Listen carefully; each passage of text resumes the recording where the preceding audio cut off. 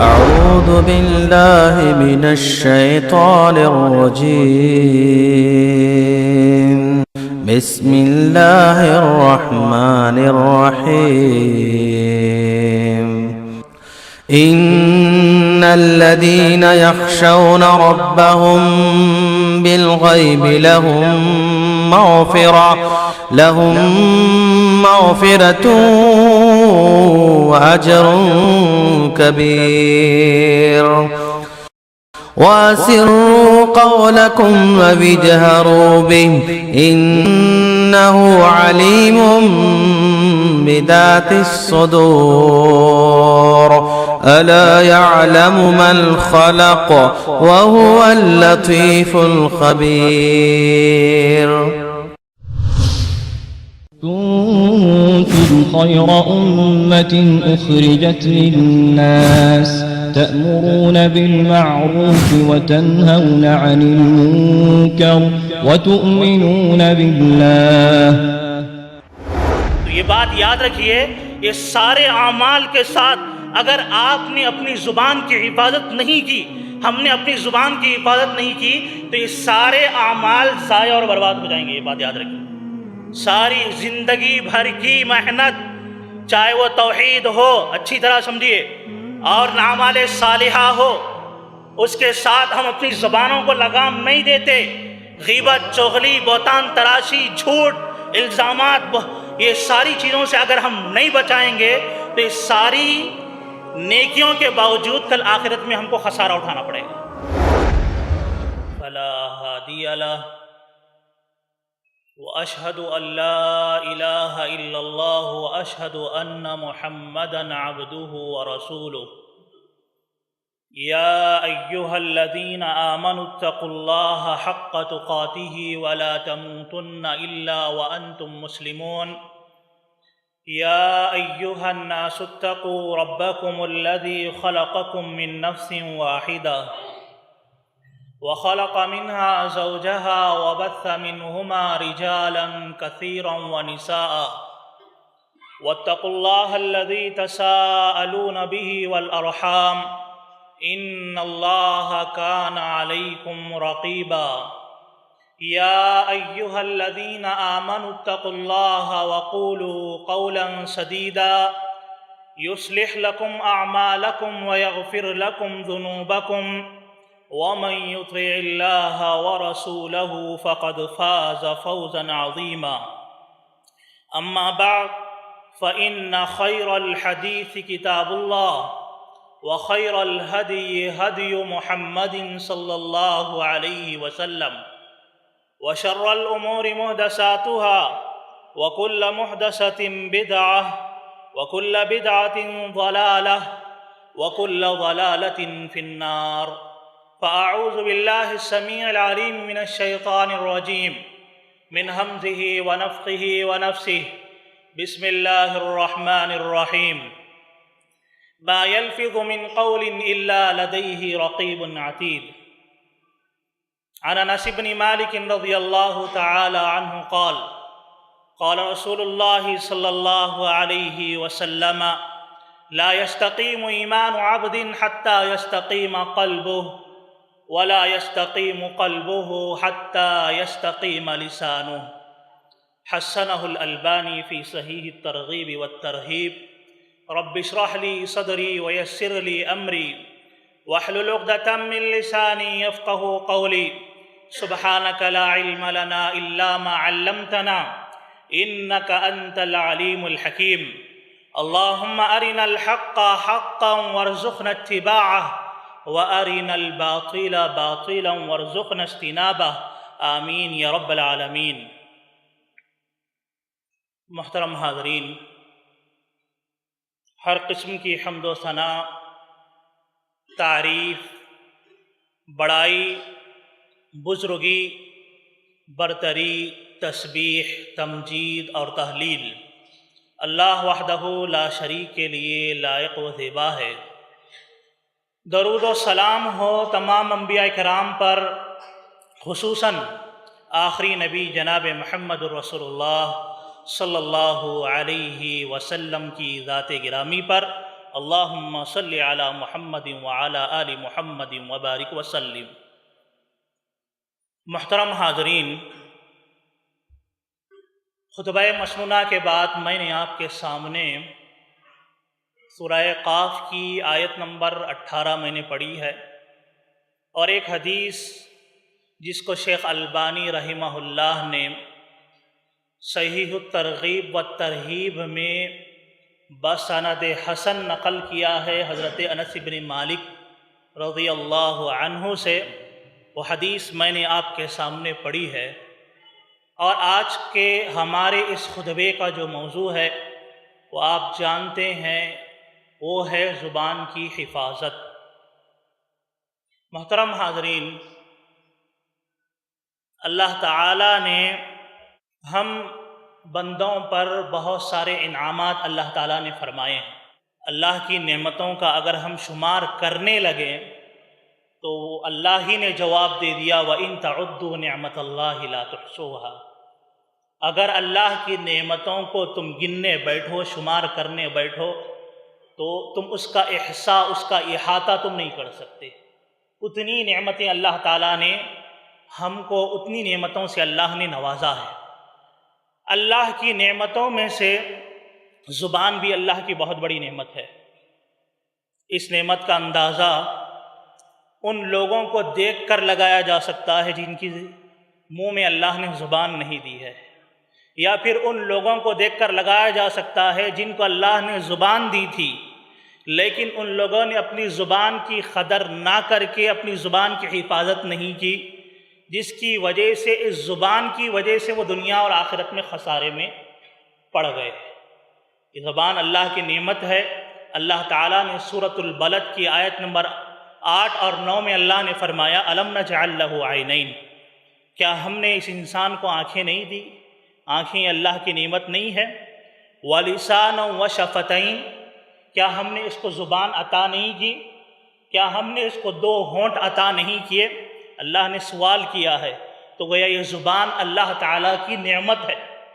اور حضرت انسان کا معاملہ ہمیشہ کی طرح، جس طرح ساری نعمتوں کی ناشکری کرتا ہے آدمی، نعمتوں کے ملنے کے بعد نعمتوں کی قدر نہیں کرتا، زبان کا بھی وہی معاملہ ہے کہ آدمی اپنی زبان کی قدر نہیں کرتا۔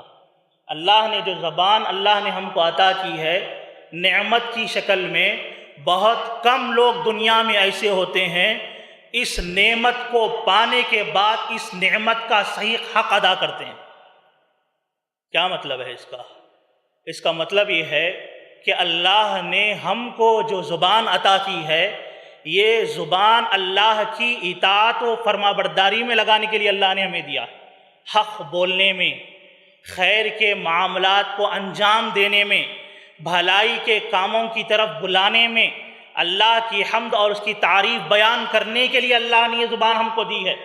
لیکن ہم لوگ کیا کرتے ہیں؟ اس زبان کی حفاظت ہم نہیں کرتے۔ اس زبان سے اچھے کام کے بجائے غلط کام ہم انجام دیتے ہیں۔ اس زبان سے غیبتیں ہوتی ہیں، اس زبان سے آدمی چغلیاں کرتا ہے، اس زبان سے آدمی جھوٹ بولتا ہے، اس زبان سے آدمی بہتان لگاتا ہے، اس زبان سے آدمی لوگوں پر الزامات لگاتا ہے، اور نہ جانے کیسے کیسے گناہ اس زبان سے گالی دیتا ہے، تکلیف دیتا ہے لوگوں کو، اور مختلف زندوں کو بھی اس سے تکلیف دیتا ہے، اور مردوں کی بھی آدمی اسی زبان سے برائی بیان کرتا ہے۔ تو میرے آج کے خطبے میں 3 باتیں میں آپ کے سامنے رکھوں گا۔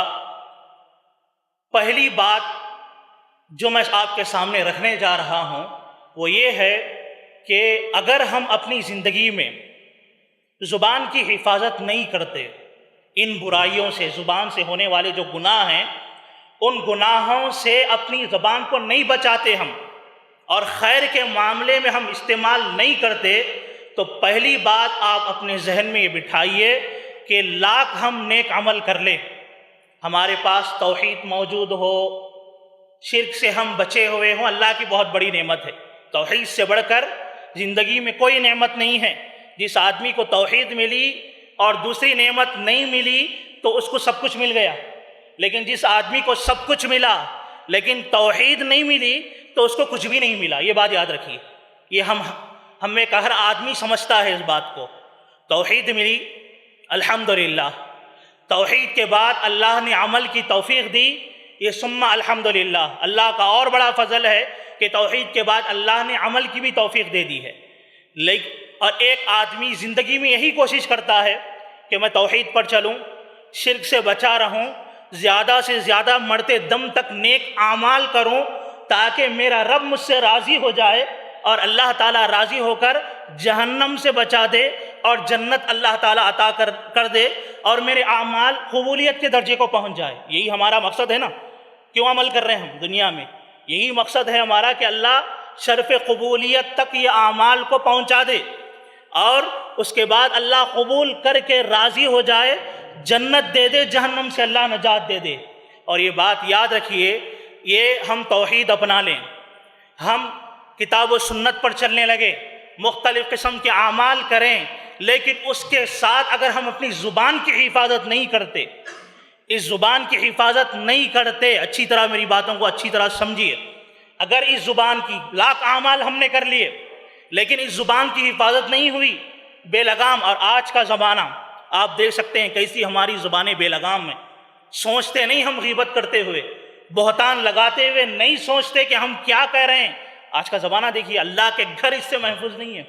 اللہ کے گھر میں نماز کے بعد لوگ غیبتوں میں بڑھ جاتے ہیں، ایک دوسرے کے تذکرے، ایک دوسرے کی چغلیاں، بہتان لگاتے ہیں۔ علماء کو تک نہیں بخشتی آج کی قوم کہ علماء جو دین کو امت تک پھیلانے والے ہیں ان پر اپنی زبان سے، اپنی زبان کا گناہ کرتے ہیں، ان پر الزامات لگاتے ہیں۔ تو یہ بات یاد رکھیے، یہ سارے اعمال کے ساتھ اگر آپ نے اپنی زبان کی حفاظت نہیں کی، ہم نے اپنی زبان کی حفاظت نہیں کی، تو یہ سارے اعمال ضائع اور برباد ہو جائیں گے۔ یہ بات یاد رکھیں، ساری زندگی بھر کی محنت، چاہے وہ توحید ہو، اچھی طرح سمجھیے، اور اعمال صالحہ ہو، اس کے ساتھ ہم اپنی زبانوں کو لگام نہیں دیتے، غیبت، چغلی، بہتان تراشی، جھوٹ، الزامات، یہ ساری چیزوں سے اگر ہم نہیں بچائیں گے تو یہ ساری نیکیوں کے باوجود کل آخرت میں ہم کو خسارہ اٹھانا پڑے گا۔ کیا دلیل ہے اس کی؟ 4 احادیث آپ کے سامنے رکھتا ہوں، بات کو سمجھیے۔ بات کیا سمجھنا ہے ہم کو؟ ہم نے توحید اپنا لیا، اعمال صالحہ ہمارے پاس ہے، لیکن ہم زبان کو معمولی سمجھتے ہیں۔ آج کا انسان کیا سمجھتا؟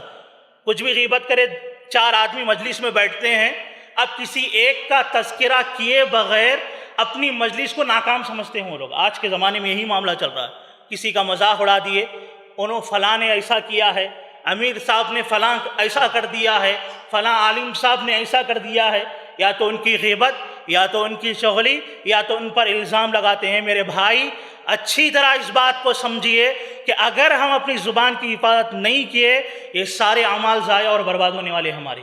اللہ کے نبی صلی اللہ علیہ وسلم کی حدیث ہے، امام ابن ماجہ رحمۃ اللہ علیہ نے سنن ابن ماجہ کے اندر، امام ترمذی نے اپنی کتاب کے اندر، امام منذری نے الترغیب والترہیب کے اندر، اور شیخ البانی رحمہ اللہ نے صحیح الجامع میں اس حدیث کو صحیح قرار دیا ہے۔ اللہ کے نبی صلی اللہ علیہ وسلم کے صحابی ہیں حضرت معاذ ابن جبل رضی اللہ تعالی عنہ۔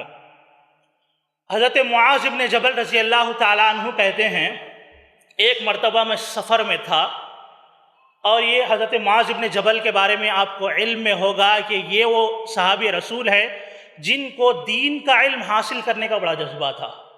کوئی موقع نہیں چھوڑتے تھے کہ جہاں پر ان کو علم حاصل کرنے کا اللہ کے نبی صلی اللہ علیہ وسلم سے موقع مل جائے، فوری جاتے اللہ کے نبی کی خدمت میں اور علم حاصل کرتے۔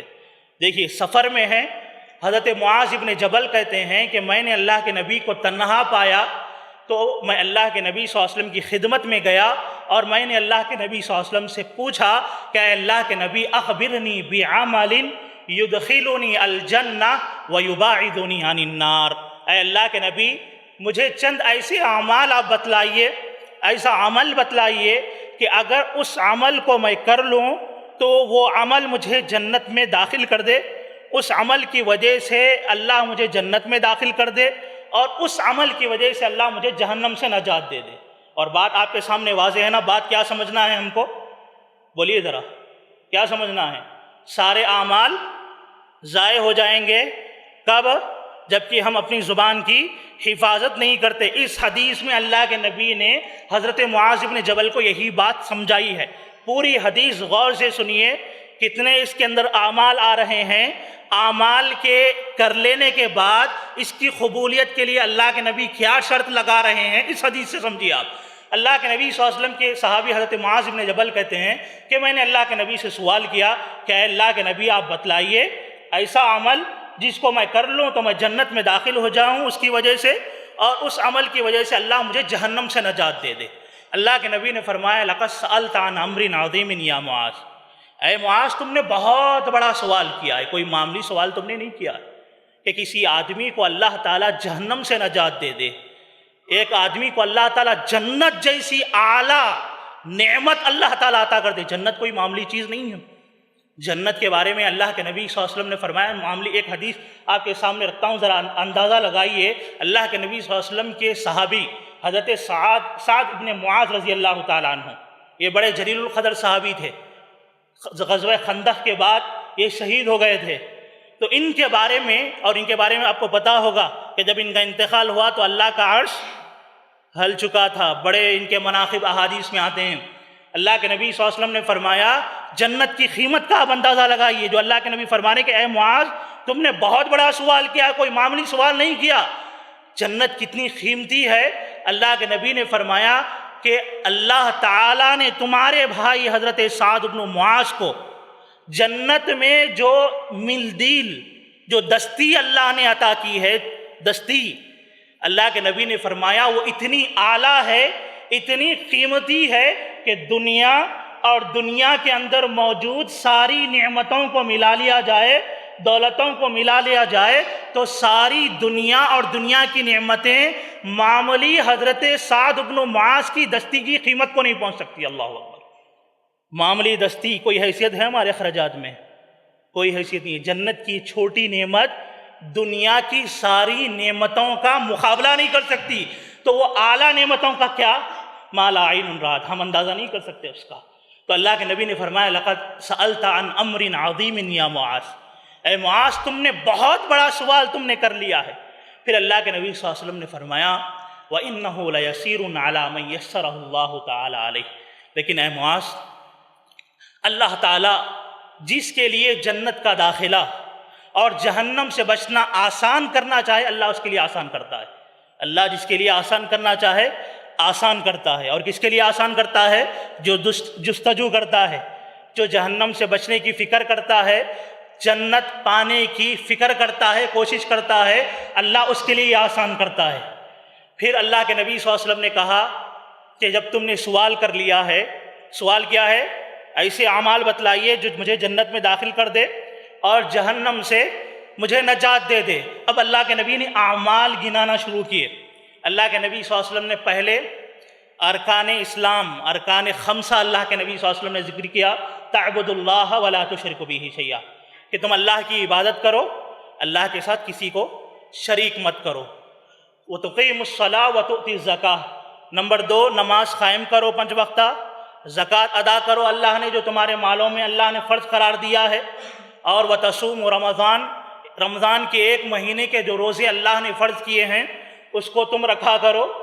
نمبر 5 اللہ کے نبی نے فرمایا وتحج البیت، اور اللہ کے گھر کا حج کرو اگر تمہارے اندر اس کی استطاعت ہو گئی ارکان اسلام۔ الحمدللہ ہم بھی توحید کی کوشش کرتے ہیں، اللہ ہمارے توحید کو پختہ کرے، اور اعمال کی بھی کوشش کرتے ہیں، اللہ اس میں ثابت قدم ہم کو رکھے۔ 5 اعمال آ گئے۔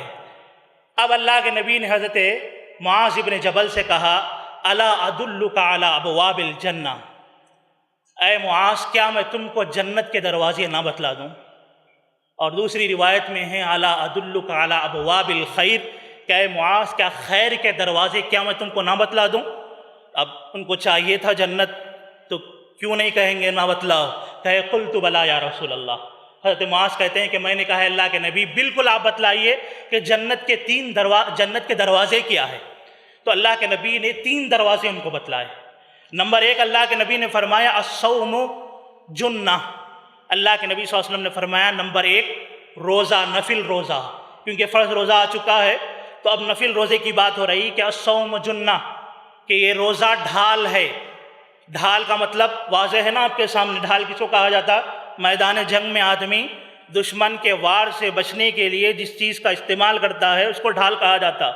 تو گیا اللہ کے نبی صلی اللہ علیہ وسلم نے روزے کو ڈھال کہا ہے دو اعتبار سے۔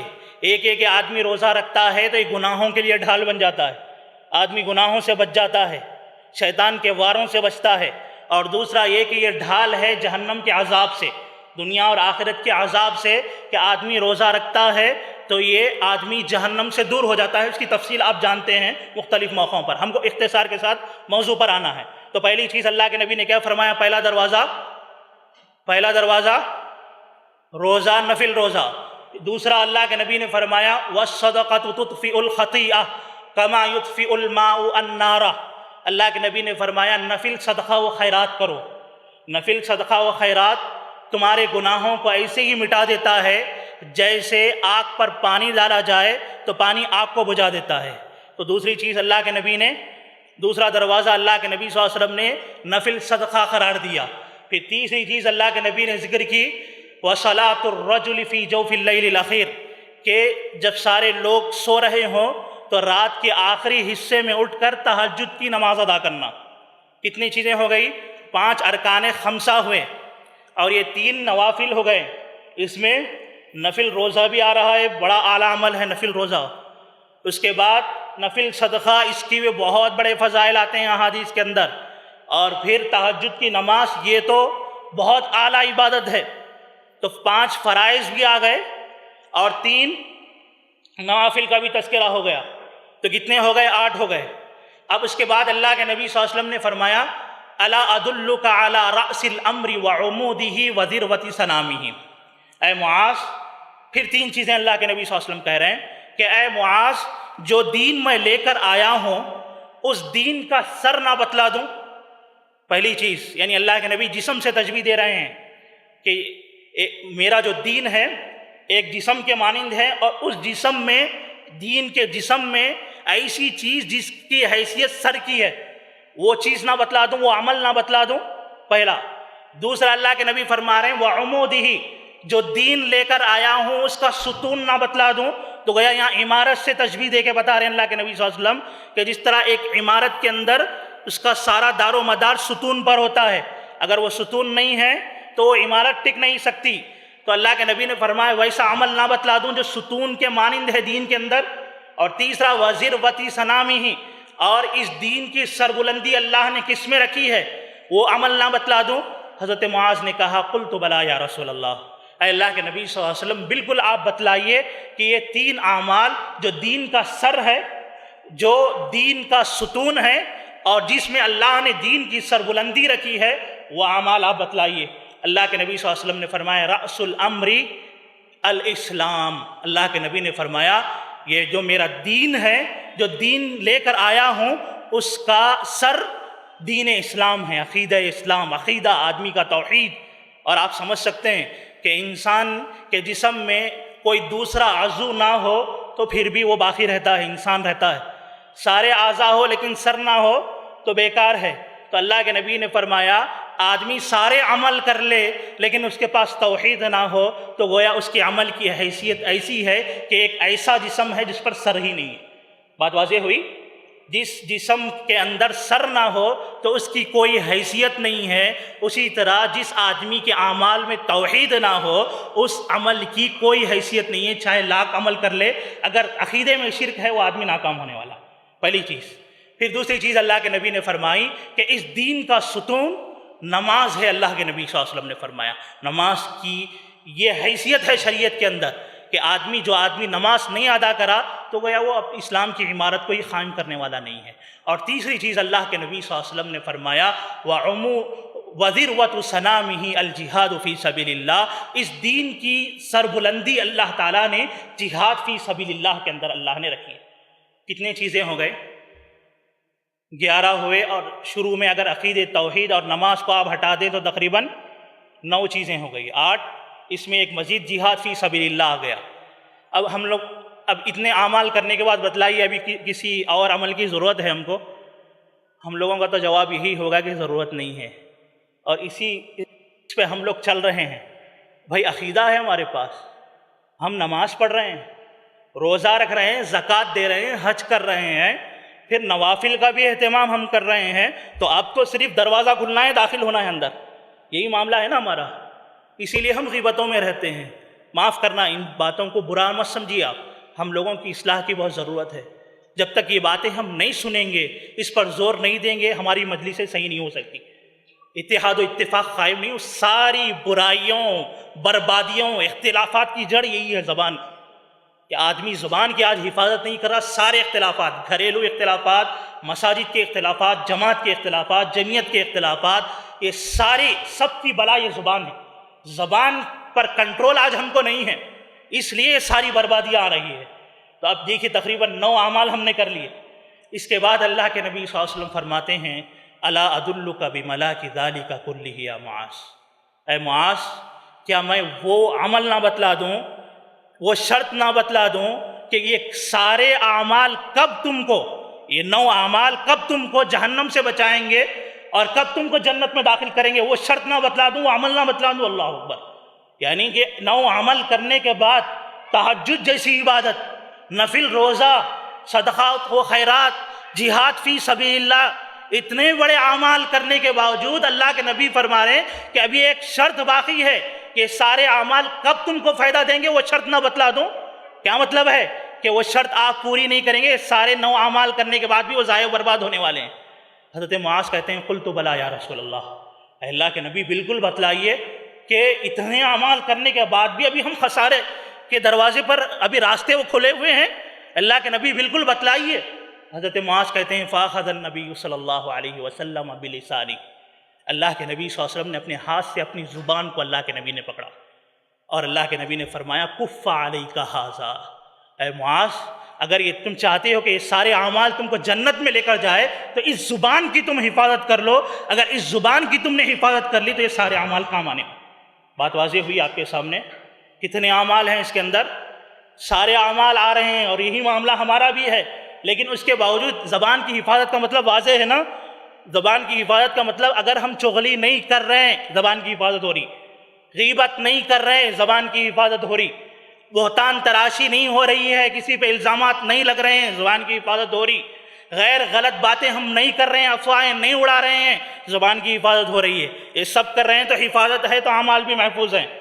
اگر یہ ساری چیزوں میں ہم پڑے ہوئے ہیں، بڑا اچھا لگتا اس کی مرچی مسالہ ہی ہماری مجلسوں کا یہ سمجھتے ہیں، اسی پر ہماری مجلسیں کامیاب ہونے والی ہے، کسی کا تذکرہ کرے بغیر ہماری مجلسیں کامیاب نہیں ہوتی، ہم یہ سمجھتے ہیں، تو اللہ کے نبی، میں نہیں کہہ رہا ہوں، یہ اللہ کے نبی صلی اللہ علیہ وسلم کی حدیث آپ کے سامنے ہے کہ اللہ کے نبی صلی اللہ علیہ وسلم فرما رہے ہیں کہ جو آدمی اس زبان کی حفاظت نہیں کرے گا تو گویا اس کے سارے اعمال ضائع ہونے والے ہیں۔ پھر اللہ حضرت معاذ پریشان ہوئے، پریشان ہو کر کہنے لگے اللہ کے نبی صلی اللہ علیہ وسلم اَإِنَّا لَمُؤَاخَذُونَ بِمَا نَتَكَلَّمُ بِهِ، اے اللہ کے نبی کل قیامت کے دن ہماری زبان سے نکلنے والے الفاظ پر بھی اللہ پکڑے گا، اللہ مواخذہ کرے گا۔ اتنے اعمال کرنے کے بعد اگر اس زبان کی حفاظت نہیں ہوئی اللہ کے نبی ہم برباد ہو جائیں گے، یہ اعمال کام نہیں دیں گے۔ اللہ کے نبی نے فرمایا ثقلتک امک یا معاذ، اے معاذ تیری ماں تجھے گم کرے، کیا تجھے نہیں معلوم هل يكب الناس على مناخرهم الا حصائد السنتهم، کہ کل قیامت کے دن جن لوگوں کو منہ کے بل ڈال کر اوندے گھسیٹتے ہوئے جہنم رسید کیا جائے گا، ان میں کا اکثر کا گناہ یہی ہوگا کہ ان لوگوں نے اپنی زبان کی حفاظت نہیں کی ہوگی۔ اعاذنا اللہ ایانا وایاکم، اللہ ہماری حفاظت فرمائے۔ دیکھ رہے آپ کتنا خطرناک معاملہ، زبانوں کی حفاظت بہت ضروری ہے میرے بھائی۔ اگر نہیں سمجھ میں آ رہی آپ کو مجلس، برداشت نہیں ہوتا، زبانوں کو نکل جائیے، گھر کو چلے جائیے، آپ ویسی مجلسوں میں ٹھہرے ہی نہیں جس میں غیبتیں ہوتی ہے۔ اگر ماحول بنائیے، ماحول بنانے سے بنتا ہے، اگر ہم صرف بولتے رہیں گے یہ عمل نہیں ہوگا تو نہیں ہوتا۔ ماحول بنانا، کوشش کرنا، جہنم کی آگ کو یاد کرنا، تبھی عمل ہو سکتا ہے، ورنہ بڑا مشکل معاملہ ہے۔ آئیے اللہ کے نبی صلی اللہ علیہ وسلم کی اور ایک حدیث سنیے۔ امام منذری رحمۃ اللہ علیہ نے الترغیب و ترہیب میں اس روایت کو نقل کیا ہے، امام بخاری رحمۃ اللہ علیہ نے الادب المفرد میں، صحیح روایت ہے، شیخ البانی اس کو صحیح قرار دیے ہیں۔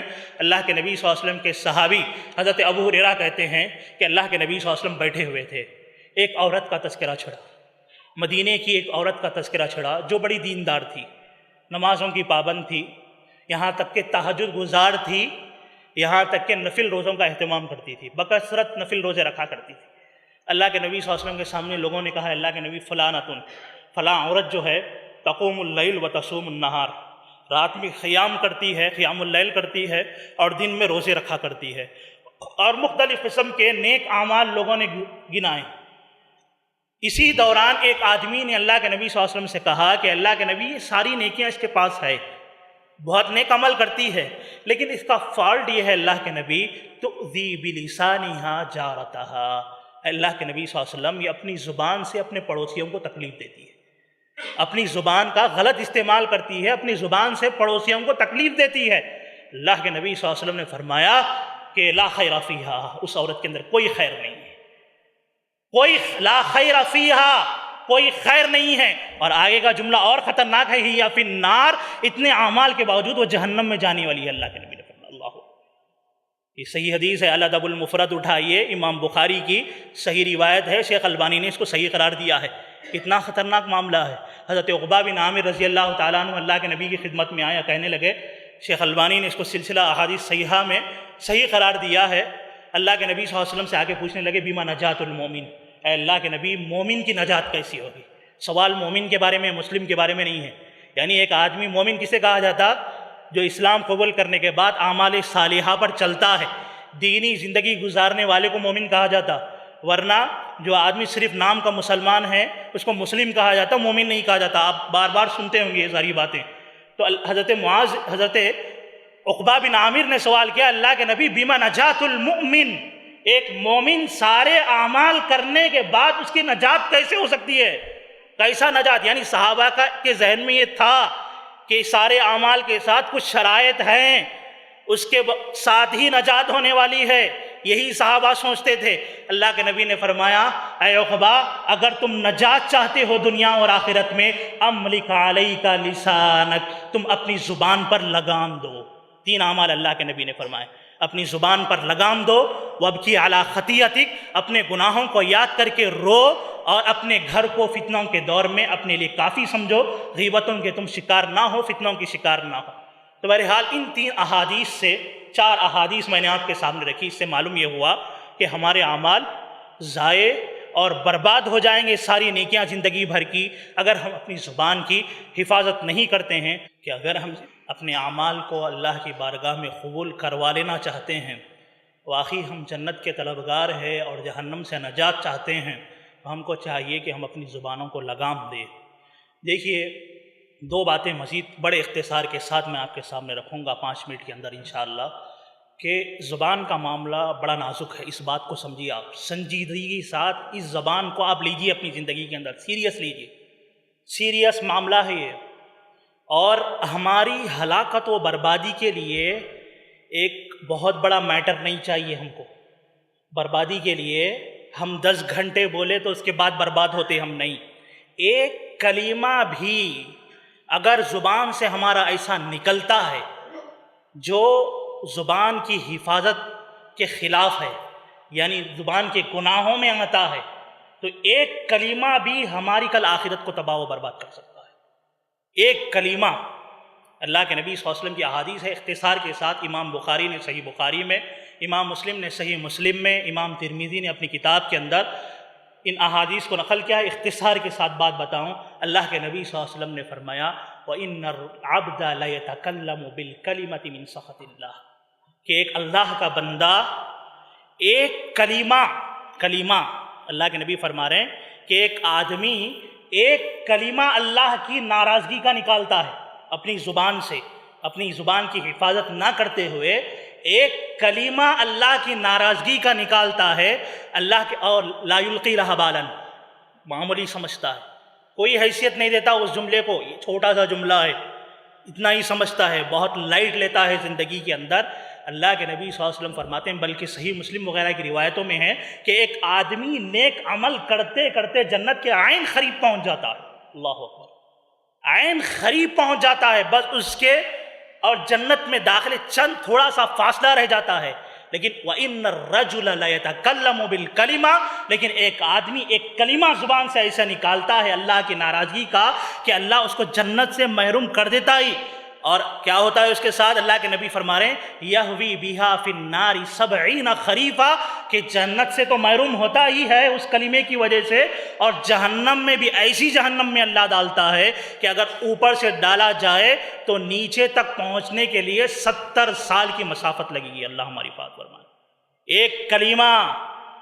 ایک کلمہ زندگی بھر کی ساری نیکیوں کو ضائع اور برباد کر سکتا ہے جناب، سمجھیے اس کو سنجیدہ لینا ہے، بہت سنجیدگی کے ساتھ معاملے کو آگے بڑھانا ہے زبان کے، ورنہ بربادی ہے، سارے نیکیاں ضائع اور برباد ہو جائیں گی۔ آخری بات یہ ہے، ہم نیک عمل کر رہے ہیں اور آج ہماری زبانوں پر شکایتیں یہ ہے، اکثر لوگ کہتے ہیں، نوجوان بھی کہتے ہیں، عبادت میں دل نہیں لگ رہا ہمارا، واقعی جو جذبہ آنا چاہیے دین کے معاملے میں نہیں آ رہا، ساتھ نہیں دے رہے اعضاء ہمارے، نماز میں ٹھہرے ہیں تو خشوع و خضوع نہیں ہے، اکثر ہے نا ہماری شکایت یہ، کہ دل میں خشوع و خضوع نہیں ہے، وہ جذبہ نہیں ہے دین کے اندر جو ہونا چاہیے، وہ لذت نہیں ہے ہمارے دلوں میں، وہ اعضاء میں جو صحابہ کے پاس ہوتی تھی، اللہ کے نبی صلی اللہ علیہ وسلم۔ آج ذرا تہجد کی نماز لمبی ہو جائے ہماری، امام صاحب کو نہیں بخشتے ہم لوگ، تھوڑی سی لمبی ہو جائے، 1 سے 1.5 گھنٹہ چلے جائے، نہیں ٹھہرتے، ہمارے اعضاء اس کو سنبھال نہیں رہے ہیں، جبکہ اللہ کے نبی صلی اللہ علیہ وسلم کی رات نکل جاتی تھی تہجد میں۔ سوچی، یہ بھی ایک پہلو ہے سوچنے کا۔ میں یہ نہیں کہتا ہوں کہ جو بیمار ہے واقعی کم کرنی چاہیے نماز ان کے لیے، سارے لوگوں کا خیال رکھنا چاہیے، انفرادی طور پر آپ دیکھیے، میں اپنا محاسبہ کروں کہ 3-4 گھنٹے کیا میں ٹھہر سکتا ہوں تہجد میں؟ سورہ بقرہ پورا ختم ہو سکتا ہے، پھر آل عمران پر جا کے پورا آل عمران ختم ہو، بقرہ کے بعد نساء ختم ہو، نساء کے بعد آل عمران ختم ہو، ہوتا بہت مشکل ہے ہم لوگوں سے۔ کیوں؟ کہ اس کی کئی وجوہات ہے، اس میں سے ایک بڑی وجہ ہم زبان کی حفاظت نہیں کرتے۔ اللہ، زبان سے پورے اعضاء کا تعلق زبان سے ہے، زبان کی حفاظت نہیں ہوئی سارے اعضاء کو جواب دینا شروع کر دیتے۔ اگر یہ زبان غلط راستے پہ استعمال ہوئی، کیونکہ اللہ نے سارے جسم کے اعضاء کو، ہاتھ ہے، پیر ہے، جتنے اعضاء ہے، آنکھ ہے، زبان ہے، اپنے کان ہیں، جتنی بھی ہیں اعضاء ہمارے ہیں، سب کو اللہ نے زبان کے تابع کر دیا ہے۔ زبان اگر غلط نکل گئی غلط راستے پہ تو سمجھو کہ سارے اعضاء بھی اسی ڈائریکشن میں جانا شروع ہو جائیں گے، اور ہم تصور نہیں کرتے اس کا، ہم کو شعور نہیں ہے، لیکن اللہ کے نبی صلی اللہ علیہ وسلم نے اس بات کو اپنی حدیث میں واضح طور پر اللہ کے نبی نے فرمایا۔ امام ترمذی رحمۃ اللہ علیہ نے سنن ترمذی کے اندر اس روایت کو حضرت ابو سعید الخدری رضی اللہ تعالیٰ عنہ سے نقل کیا، شیخ البانی نے اس حدیث کو حسن قرار دیا ہے۔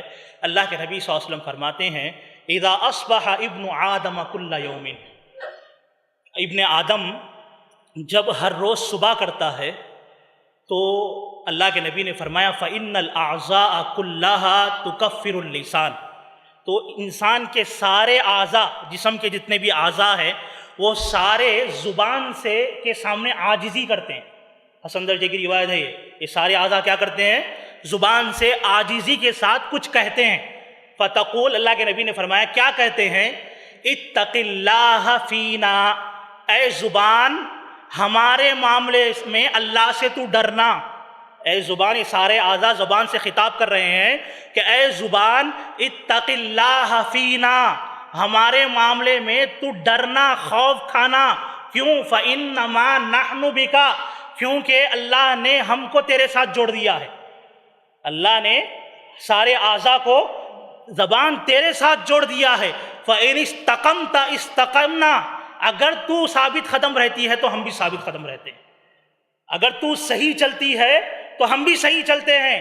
وإن اعوججت، اگر تو ٹیڑھی ہوتی ہے، اعوججنا، ہم بھی ٹیڑھے ہو جاتے ہیں۔ اللہ دیکھ رہے آپ، اللہ کے کوئی میری بات نہیں ہے، اللہ کے نبی صلی اللہ علیہ وسلم کی بات ہے۔ کیا کہہ رہے ہیں سارے اعضاء؟ اگر تو غلط استعمال تیرا شروع ہو گیا، تو شروع ہو گئی صبح ہو کر، تو سمجھ جا کہ ہم بھی، تو اگر برائیوں کے راستے پہ نکل گئی تو پھر سارا دن بھی تیرے پیچھے ہی ہم کو نکلنا پڑے گا۔ اگر تو درست ہے تو ہم بھی درست رہیں، یہاں تک کہ دل کا معاملہ بھی یہی ہے۔ یہ بات یاد رکھیے، دل کا معاملہ بھی یہ ہے کہ اللہ نے دل کو بھی زبان کے تابع کر دیا، کہ اگر دل بھی صحیح سالم ہم رکھنا چاہتے ہیں، خشیت الہی، خوف الہی، اللہ کی عبادت کی لذت، اللہ کا خوف، وہ شوق، وہ جذبہ دین کا اس دل میں اگر باقی رکھنا چاہتے ہیں تو تب بھی زبان کی حفاظت کرنا پڑے گا۔ آخری روایت، اپنی بات کو میں ختم کر رہا ہوں۔ اللہ کے نبی صلی اللہ علیہ وسلم کی حدیث شیخ البانی رحمۃ اللہ علیہ نے صحیح الترغیب و ترغیب میں حضرت انس بن مالک رضی اللہ تعالیٰ عنہ سے نقل کرتے ہیں، شیخ البانی نے اس کو حسن قرار دیا اس حدیث کو۔ کہتے ہیں کہ اللہ کے نبی صلی اللہ علیہ وسلم نے فرمایا لا یستقیم ایمان عبد حتی یستقیم قلبہ، آدمی کا ایمان اس وقت تک درست نہیں ہو سکتا ہے جب تک کہ اس کا دل درست نہ ہو، جب تک کہ اس کا دل درست نہ ہو۔ اور پھر اللہ کے نبی نے آگے فرمایا وَلَا يَسْتَقِيمُ قَلْبُهُ حَتَّى يَسْتَقِيمَ لِسَانُهُ، اور آدمی کا دل اس وقت تک درست نہیں ہو سکتا جب تک کہ آدمی کی زبان درست نہیں ہوتی ہے۔ بات واضح ہے، یہ احادیث میں کوئی پیچیدگی نہیں ہے میرے بھائی، کوئی پیچیدگی نہیں ہے، سارے احادیث وضاحت کے ساتھ بتا رہے ہیں۔ اگر ہم نیک اعمال کر رہے ہیں، زبان کی حفاظت نہیں کر رہے ہیں، سارے اعمال ضائع اور برباد ہونے والے ہیں، نجات نہیں ہو سکتی ہے۔ اور دوسری بات کہ ایک کلمہ بھی اگر اللہ کی ناراضگی کا نکل گیا جہنم رسید ہو جائیں گے، اللہ ہماری حفاظت فرمائے۔ اور تیسری بات کہ اگر چاہتے ہیں کہ یہ اعضاء صحیح سالم رہے، عبادت کی طرف آگے بڑھتے رہیں، تب بھی ہم کو کیا چاہیے؟ زبان کی حفاظت کرنا چاہیے۔ زبان کی حفاظت اگر ہم کرتے ہیں اعمال کی حفاظت ہوگی، زبان کی حفاظت کریں گے جنت کی حفاظت ہوگی، زبان کی حفاظت کریں گے عبادتوں کی، لذت کی، شوق کی، ہر چیز کی حفاظت ہو جائے گی انشاءاللہ۔ آخر میں اللہ تعالیٰ سے دعا ہے کہ رب العالمین ہم تمام کو زبان سے ہونے والی ساری ہلاکتوں سے اللہ ہماری حفاظت فرمائے، زبان کے گناہوں سے، غیبتوں سے، چغلیوں سے، بہتان تراشیوں سے، جھوٹی باتوں سے، ناحق نکلنے والے الفاظ سے اللہ ہماری زبانوں کی حفاظت فرمائے۔ آمین ثم آمین۔ ان اللہ وملائکتہ یصلون علی النبی یا ایھا الذین آمنوا صلوا علیہ وسلموا تسلیما۔ اللہم صل علی محمد وعلی آل محمد کما صلیت علی ابراہیم وعلی آل ابراہیم انک حمید مجید۔ اللہم بارک علی محمد وعلی آل محمد کما بارکت علی ابراہیم وعلی آل ابراہیم انک حمید مجید۔ ان اللہ یأمر بالعدل والإحسان وإیتاء ذی القربى وینہی عن الفحشاء والمنکر والبغی یعظکم لعلکم تذکرون۔ اذکروا اللہ یذکرکم وادعوہ یستجب لکم ولذکر اللہ اکبر واللہ یعلم ما تصنعون۔